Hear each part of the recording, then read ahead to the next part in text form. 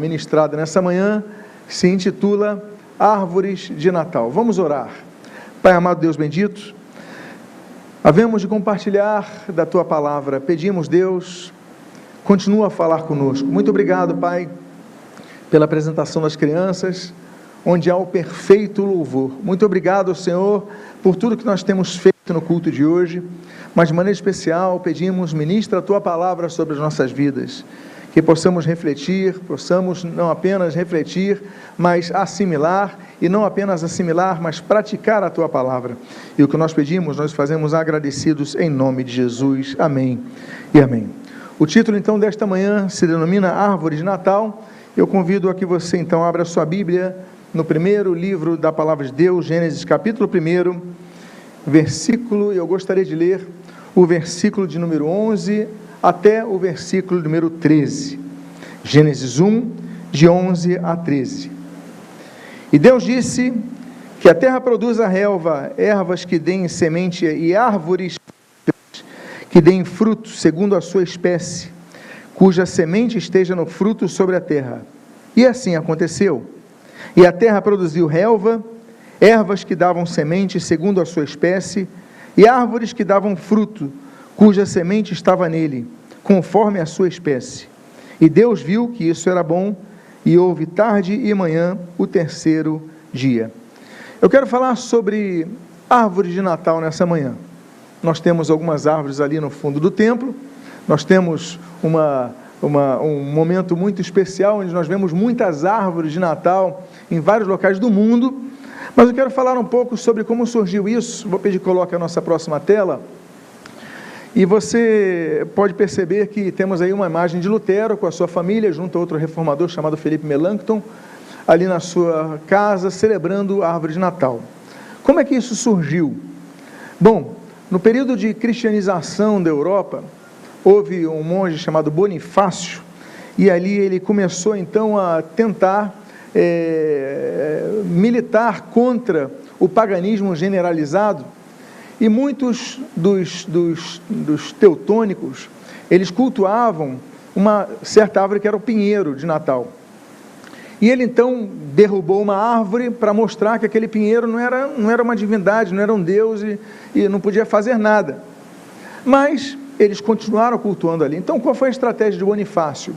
Bonifácio, ele falou o seguinte: bom, então eu vou fazer o seguinte, eu vou começar a mostrar que essa árvore representa um símbolo importante, ela tem um símbolo triangular, eu vou começar então a explicar sobre a Trindade divina, e as suas folhas, elas não caem durante o inverno, mesmo com muita neve, mesmo com muito frio muito rigoroso, elas permanecem. Então eu vou começar a pregar que essas folhas representam Jesus, e que Jesus então, ele é mais forte do que toda tempestade, e ele permanece em todo momento. E aí então ele começou a pregar, e começou então um processo de combate à paganização e a introdução à cristianização ali naquela região da Alemanha.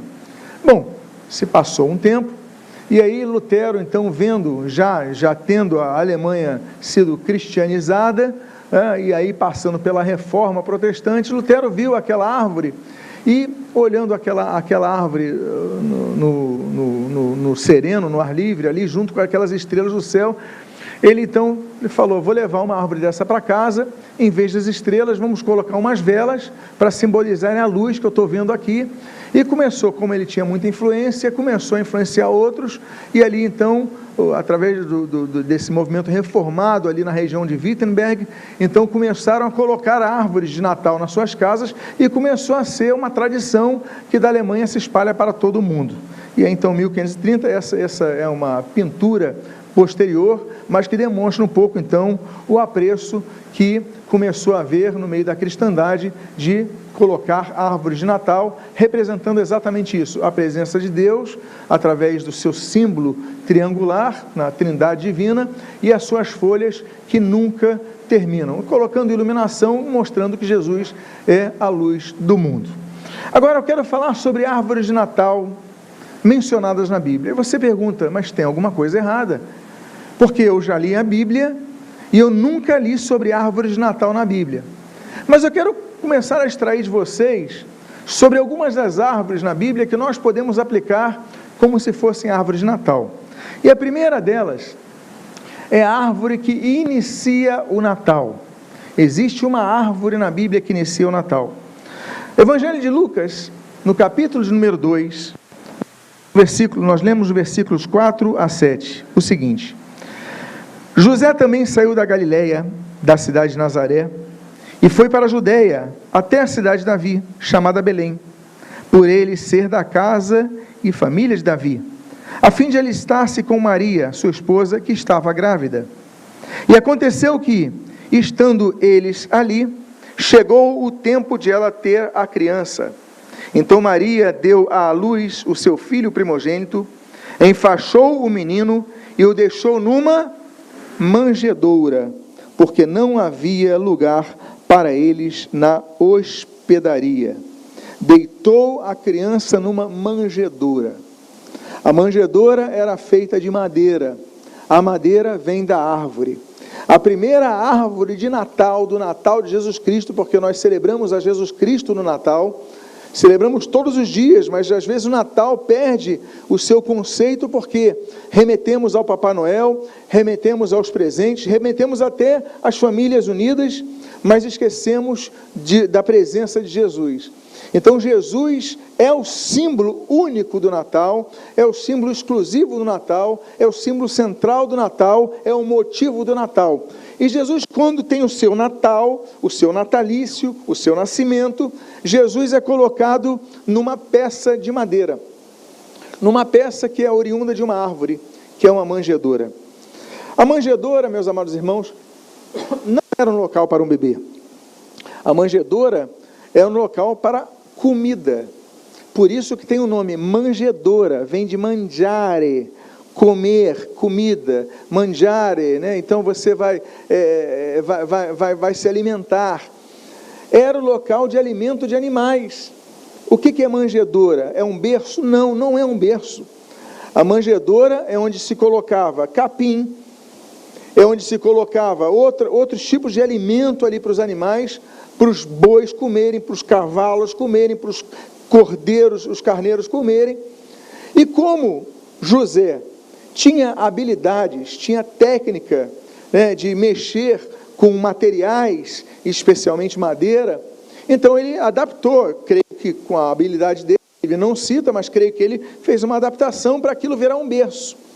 E nós aprendemos algumas coisas em relação a isso, essa primeira árvore de Natal. A árvore que é a primeira anunciada do Natal. Nós vemos, nesse caso, sobre o alimento.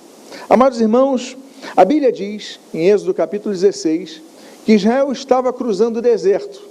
Mas, ainda que no deserto Israel estivesse passando por dificuldades, passando por lutas, passando por calor durante o dia, frio durante a noite, mas uma coisa não faltava àquele povo: o alimento que Deus fazia com que caísse do céu, chamado o maná. Mesmo no deserto, nós temos alimento. Nós devemos celebrar o Natal em todos os momentos, em todas as circunstâncias. Por quê? Porque Jesus, que é o alimento, está presente. Jesus, uma outra coisa que nós vemos, por exemplo, sobre alimentação, lembrando da manjedoura, o local de alimentação, onde Jesus foi colocado como bebê, é o fato de que Jesus, ele foi tentado no alimento. Mateus capítulo 4, quando Satanás propõe que Jesus transformasse as pedras em pães. E Jesus, então, ele dá aquela lição a Satanás e a todos. Ele diz: olha, nem só de pão viverá o homem, mas de todo o quê? Palavra que procede da boca de Deus. Nós, então, precisamos nos alimentar da palavra. Jesus, ele é colocado, a primeira menção do nascimento de Jesus, não é sobre o parto em si, mas é sobre a manjedoura onde ele é colocado. É muito significativo que Jesus seja apresentado como um alimento que sacia a fome do mundo, porque ele é colocado na manjedoura. E naquele momento da tentação, quando Jesus inicia o seu ministério, já citei aqui Mateus capítulo 4, então Jesus, ele é tentado nessa questão. Ele fala da palavra de Deus. O que nos supre é a palavra de Deus, o que nos alimenta é a palavra de Deus, o que nos norteia é a palavra de Deus. Não podemos abrir mão jamais disso. Eu falei do capítulo número 4 de Mateus, mas 2 capítulos depois, no capítulo seguinte, ele começa a falar no Sermão do Monte, ele fala no capítulo 5, 6 e 7 de Mateus. No capítulo 6, ele fala para agradecermos ao Senhor. Ele nos ensina aquela oração chamada oração do Pai Nosso. E ele fala sobre o pão nosso de cada dia que nos dê. Que o Senhor nos dê, que nos conceda. A gente pede algo ao Senhor. Com gratidão a gente pede o pão nosso de cada dia. Meus amados irmãos, existe um alimento que nós devemos pedir, que nos sacie, é o Senhor Jesus. Ele que foi colocado na manjedoura, Ele que foi colocado no alimento. Olha, tantos locais podiam ser feitos, mas no local tão simples, de animais se alimentarem, Jesus foi colocado. Por quê? Porque em Mateus capítulo 6 ele fala, é o pão nosso de cada dia. Não importa se é um fazão, não importa se é um churrasco, não importa se é, o que importa é que seja o pão nosso, independentemente do alimento que nós tenhamos, agradeçamos ao Senhor. Eu tenho um grande privilégio de ter sido nascido no meio evangélico, e eu aprendi desde cedo a agradecer o alimento. Assim também ensinamos aos nossos filhos a agradecer sempre o alimento. Devemos dar graças, se muito, se pouco, se limitadamente, se em abundância, devemos dar graças pelo pão nosso de cada dia.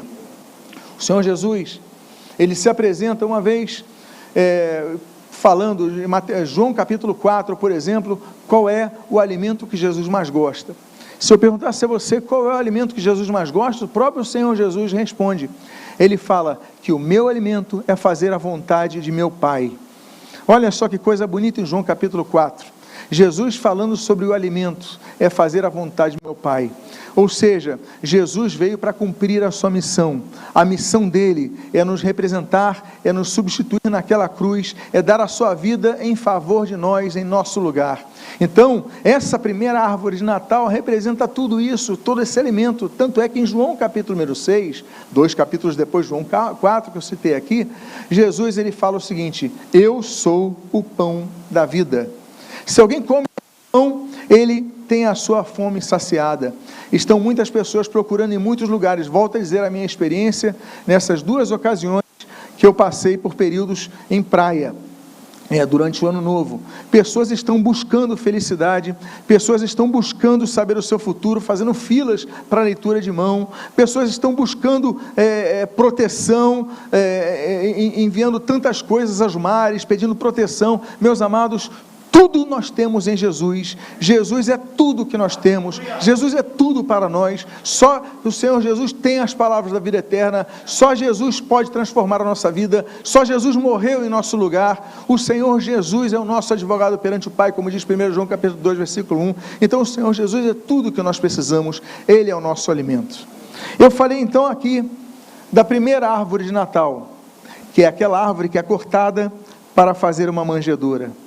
É interessante que o autor, o carpinteiro original, ele não tinha noção do que estava construindo. Ele não tinha noção da história que ele estava exercendo naquele momento. Mas Deus usou aquele homem para abençoar o Senhor Jesus. Deus tem usado muitas vidas para nos abençoar. E nós temos recebido muito alimento e nós temos que louvar a Deus por isso. Eu falei da primeira árvore de Natal mencionada na Bíblia. Agora eu vou falar sobre a segunda árvore de Natal, que é uma árvore que nós temos dentro de nós. Sabia que nós temos, quem experimenta o Natal de Jesus, tem uma árvore de Natal dentro de si? E nós devemos preservar essa árvore. Vejamos o que diz o livro de Provérbios, no capítulo número 15, no seu verso de número 4. A língua serena é o quê? Árvore da vida, de vida, mas a língua perversa esmaga o espírito. A língua serena é árvore de vida. Amados irmãos, num contexto muito agropecuário, as pessoas valorizavam mais as frutas do que nós, num ambiente tão,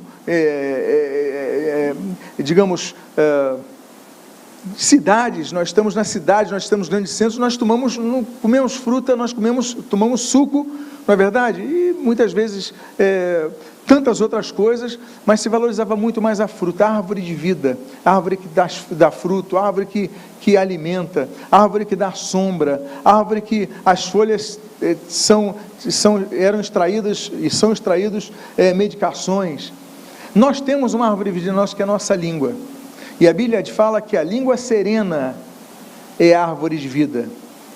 A língua que pensa, da pessoa que pensa antes de falar, porque ali diz, a língua perversa esmaga o espírito. Nós temos uma árvore que tem que ser preservada, ela tem que ter um fruto bom, através do que nós falamos.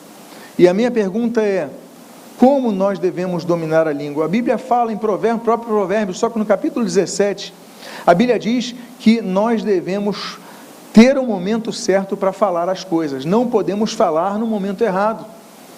Quando falamos as coisas no momento errado, colhemos resultados ruins. Por isso que a Bíblia fala em Tiago capítulo número 3, que a língua é como aquela chama que vai gerar um grande incêndio,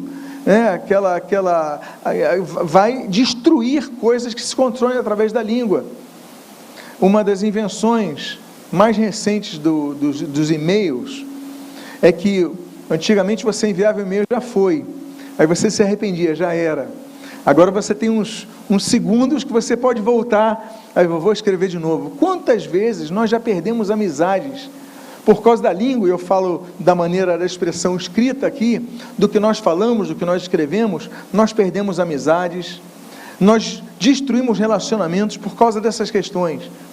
Chega o Natal e nos lembramos há pouco tempo atrás das eleições, famílias foram destruídas, divididas por causa de questões políticas, que foram levadas no Natal, e o Natal virou uma tempestade por questões de divergências políticas, questões que os políticos não estão nem se preocupando com isso, mas as famílias estão lá divididas, pessoas morreram por causa dessas questões. Então, nós temos que pensar algumas questões, temos nossos posicionamentos, cada um tem o seu, mas como time de futebol, se debate, se conversa, mas se respeita a opinião alheia e vamos em frente, mas não é para causar divisão, não é para destruir, a língua destrói, meus amados irmãos. É por isso que Gálatas, no capítulo 5, fala que nós devemos exercer o domínio próprio. Sem o domínio próprio, nós não controlamos a nossa língua. Então, a língua é uma segunda árvore que eu queria citar, e é uma árvore que a Bíblia cita como árvore de vida, que está dentro de nós. Amém, queridos? Quero falar de uma terceira árvore, e é uma terceira árvore de Natal, que somos nós. Árvore de Natal, nós somos árvore de Natal, e deve ser notada por todos. O Senhor Jesus, Ele diz ali em Mateus, capítulo número 7, versículo número 20, o seguinte: assim, toda árvore boa produz frutos bons, porém a árvore má produz frutos maus. A árvore boa não pode produzir frutos maus, e a árvore má não pode produzir frutos bons. Toda árvore que não produz bom fruto é cortada e jogada no fogo. Assim, pois, pelos seus frutos vocês os conhecerão. Como é que eles conseguem discernir e reconhecer um discípulo de Cristo? É porque nós caminhamos com a Bíblia nos domingos para o culto? É porque nós frequentamos os cultos, é assim que nos reconhece como discípulos de Cristo?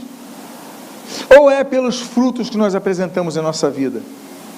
Porque nem todos os que convivem conosco estão no domingo na igreja conosco. Nem todos que convivem conosco ouvem nossas orações particulares. Nem todos que estão conosco nos veem envolvidos nos ministérios da igreja. Mas as pessoas que convivem no trabalho, as pessoas que convivem nos estudos, elas estão lendo a Bíblia, como dizia Billy Graham, é a Bíblia que eles leem, e eles estão notando algo, ou algo bom, ou algo neutro, ou algo ruim.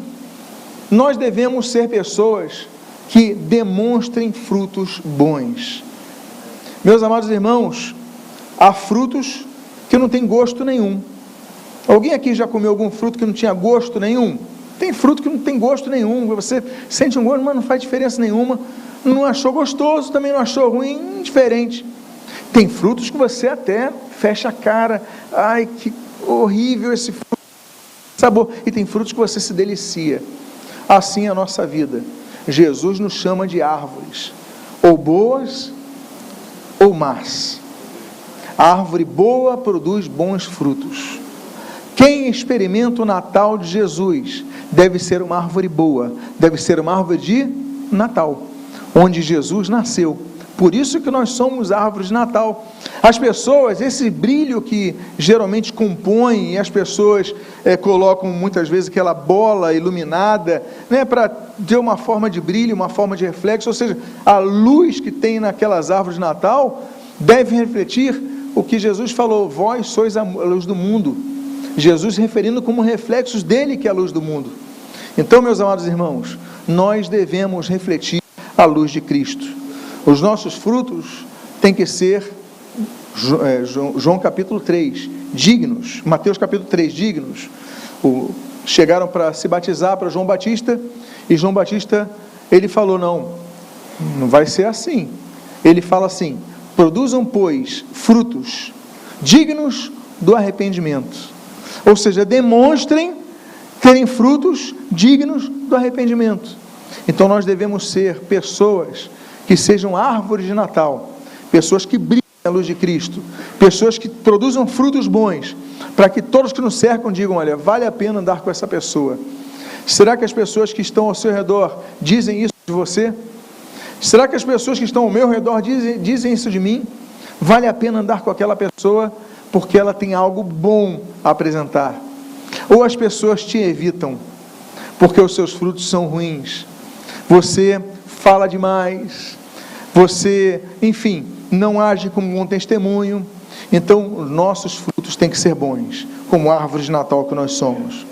Um quarto tipo de árvore que eu gostaria de compartilhar com vocês é que Jesus nos chama quando estamos em cima da árvore. Lucas capítulo 19, dos versículos 2 a 5, nós lemos o seguinte: eis que um homem rico, chamado Zaqueu, chefe dos publicanos, procurava ver quem era Jesus, mas não podia, por causa da multidão, por ele ser de pequena estatura.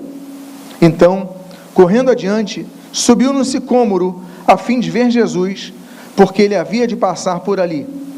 Quando Jesus chegou àquele lugar, olhando para cima, disse: Zaqueu, desça depressa, porque hoje preciso ficar na sua casa.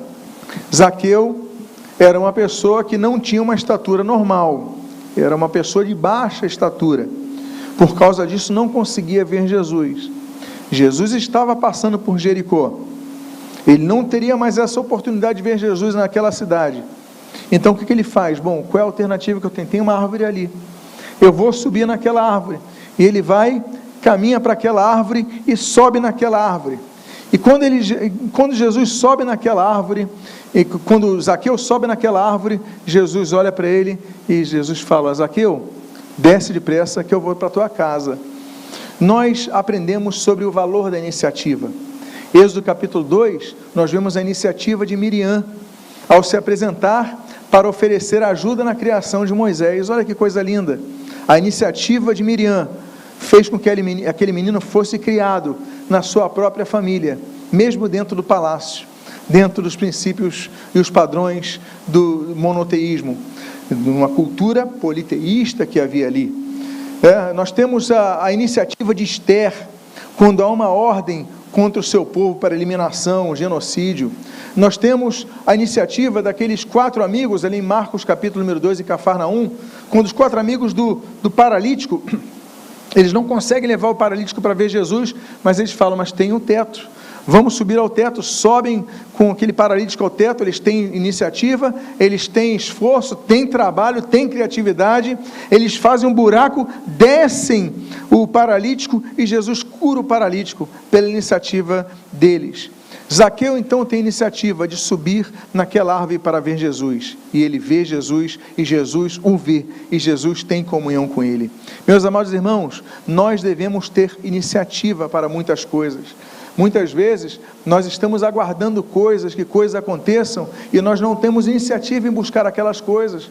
Nós ficamos orando por emprego, orando, e a gente não vai e fala: Deus não está me dando emprego. E muitas vezes os currículos estão lá esperando para serem entregues. Então, começa a colocar currículo, insiste na entrega dos currículos.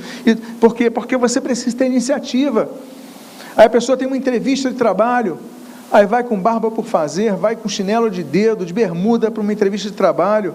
Então você tem que aproveitar as oportunidades, você tem que gerar possibilidades dessas oportunidades, porque Deus está contigo para te abençoar, mas nós temos que fazer a nossa parte, nós temos que agir com iniciativa. Eu fico me perguntando sobre Zaqueu, se ele não tivesse aquela iniciativa. Eu falo de Miriam, falo de Abigail, falo de Esther, falo de Daniel, que Daniel capítulo 1 propõe um jejum vegetariano naquele contexto. Tantos servos de Deus na Bíblia têm iniciativa, e Deus honra essa iniciativa. Então nós estamos diante de um novo ano que começa. Nós temos que fazer pedidos a Deus, nós temos que orar a Deus, nós temos que estar firmes diante de Deus, mas nós temos que ter iniciativas, porque eu tenho certeza que Deus vai abençoar essa sua postura, como abençoou a vida de Zaqueu. Então ele sobe numa árvore. Para Zaqueu, aquela foi a árvore de Natal. A árvore de Natal de Zaqueu foi a árvore onde ele estava, que Jesus o chamou para ter comunhão com ele. Então, essa árvore nos mostra as árvores da iniciativa que nós devemos ter, que são para muitos de nós as árvores que vão produzir frutos significativos de mudanças positivas em nossa vida. Há uma quinta árvore que eu gostaria de compartilhar com vocês.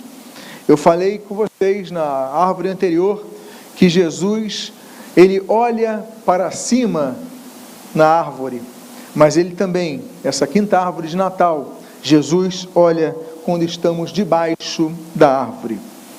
João capítulo 1, versículos 47 a 48, nós lemos: Jesus viu Natanael se aproximar e disse a respeito dele: eis um verdadeiro israelita, em quem não existe fingimento algum. Natanael perguntou a Jesus: de onde o Senhor me conhece? Jesus respondeu: antes de Filipe chamá-lo, eu já tinha visto você debaixo da figueira. A figueira representa muitas coisas boas. A figueira, ela representa segurança. Gênesis capítulo 3, quando Adão e Eva pegam folhas de figueira. A figueira representa paz, como nós lemos no livro de Malaquias, no capítulo número 4. Representa proteção, como nós lemos em Naum, capítulo 3. O fato é que ele estava debaixo da figueira, isolado ali, e Felipe vai chamá-lo. Depois tem um encontro com Jesus, e ele fala: ué, mas como é que o senhor está falando que eu não tenho fingimento nenhum? De onde o senhor me conhece? Antes de Felipe te chamar, eu te vi que você estava debaixo da figueira. Você estava lá pensando, estava lá refletindo, estava lá descansando, mas eu te vi ali. E Jesus demonstra a sua onipresença nisso. Mas o que eu quero ressaltar são esses detalhes. Em primeiro lugar, eu quero dizer sobre o que Jesus fala de Natanael. Natanael, ele diz: olha, eis um verdadeiro israelita em quem não existe fingimento algum. Era uma pessoa que não era hipócrita, era uma pessoa que era sincera, era uma pessoa que era exatamente como era. Agora, a Bíblia não diz que ele usa a sua língua, para ser sincero, para falar coisas fora do tempo. Ou seja, Natanael foi uma pessoa calibrada, equilibrada, honesta, sincera, um padrão para todos nós. Mas Jesus olha para ele e demonstra que o conhece debaixo da árvore. Jesus conhece cada um de nós. E a grande pergunta que eu faço a cada um dos presentes aqui, todos nós aqui presentes, é: será que Jesus está nos olhando debaixo da figueira, sabe quem verdadeiramente somos? Para Natanael, aquela foi uma árvore de Natal, foi uma árvore de revelação, foi uma árvore onde Jesus demonstrou o chamado dele. Natanael foi um discípulo de Jesus. Natanael vai ser, segundo a tradição, ele vai ser uma pessoa que vai ser missionário lá nas regiões da Índia. Ele vai ser uma pessoa que vai para regiões do extremo daqueles mapas antigos pregar o Evangelho, mas uma pessoa sem fingimentos. Que nesse Natal nós possamos refletir sobre Natanael em nossas vidas. há uma sexta árvore de Natal. Eu citei a primeira árvore de Natal, que foi a que fez a manjedoura. Agora tem a árvore de Natal, que é a sexta árvore de Natal, que dá sentido ao Natal. João capítulo 19, nos versículos 17 e 18, Jesus, carregando a sua cruz, carregando ele mesmo a sua cruz, saiu para o lugar chamado Calvário, Gólgota em hebraico. Ali o crucificaram, e com ele outros dois, um de cada lado, e Jesus no meio. Jesus estava no meio daquelas três cruzes, as cruzes feitas de madeira. Meus amados irmãos, a madeira que dá início ao ministério, ao nascimento de Jesus, à encarnação de Jesus, a missão de Jesus aqui na terra, é a madeira que faz a manjedoura. Nós temos a madeira onde Jesus é crucificado. Do início ao fim do seu ministério, nós vemos árvores sendo preparadas, talhadas, trabalhadas, esculpidas para um propósito. O propósito do nascimento, o propósito da morte. E ali então, no meio daquelas três cruzes, estava a cruz do Senhor Jesus. Por quê? Porque no meio daquela cruz estava a vida. Jesus, ele tem que estar no meio de nossa vida, no centro de nossa vida. Jesus não pode estar no canto de nossa vida. Jesus não pode ser uma opção secundária, terciária, quaternária em nossas vidas. Jesus tem que ser a opção número 1, a central de nossas vidas. Nós, no nosso alfabeto, na nossa cultura latinizada, nós lemos da esquerda para a direita. No Oriente Médio, eles leem da direita para a esquerda, mas a leitura do cristão, ela tem que ser do centro para os lados, porque no centro de tudo está Jesus, em primeiro lugar está Jesus. Ele é o centro da nossa pregação, como diz 1 Coríntios, capítulo de número 1. Eu vou para a penúltima árvore de Natal que eu gostaria de compartilhar nessa manhã. A sétima e penúltima é a árvore de Natal como um marco decisório em nossas vidas. Gênesis capítulo 2, versículos 15 e 17, a palavra de Deus assim diz: o Senhor tomou o homem e o colocou no jardim do Éden para o cultivar e o guardar. E o Senhor ordenou ao homem: toda árvore do jardim você pode comer livremente, mas da árvore do conhecimento do bem e do mal você não deve comer, porque no dia em que dela comer, você certamente morrerá.